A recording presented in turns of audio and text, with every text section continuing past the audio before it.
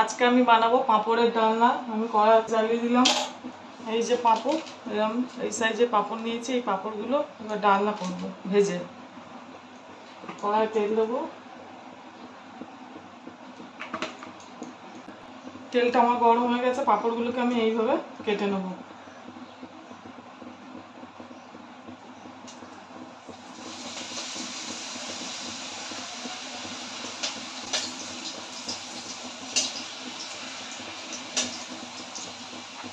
দেখুন পাঁপড়গুলোকে আমি এইভাবে ভেজে নিয়েছি।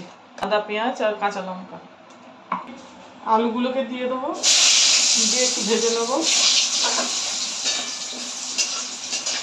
এর মধ্যে আমি এখন কালো জিরে দেবো। কালো জিরে আর তেজপাতা ফোড়ন দেবো। এর মধ্যে এটা দিয়ে দেবো।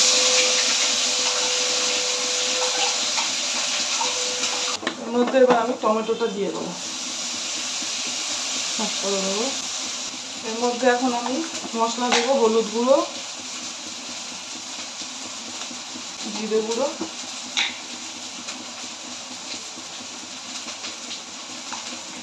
সানরাইজ গরম মশলা দিয়ে দেবো।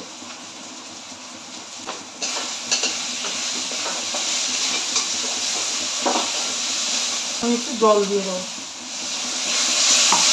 এর মধ্যে এবার আমি কাপড়গুলো দিয়ে দেবো। মশলাটা আমার হয়ে গেছে।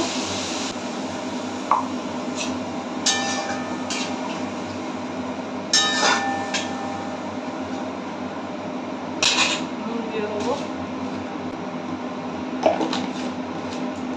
আমি রান্নাটা এরকম হবে। আমার রান্নাটা হয়ে এসছে। এবার আমি রান্নাটা নামিয়ে দেবো। দেখুন আমার রান্নাটা হয়ে গেছে, পাঁপড়ের ডালনা।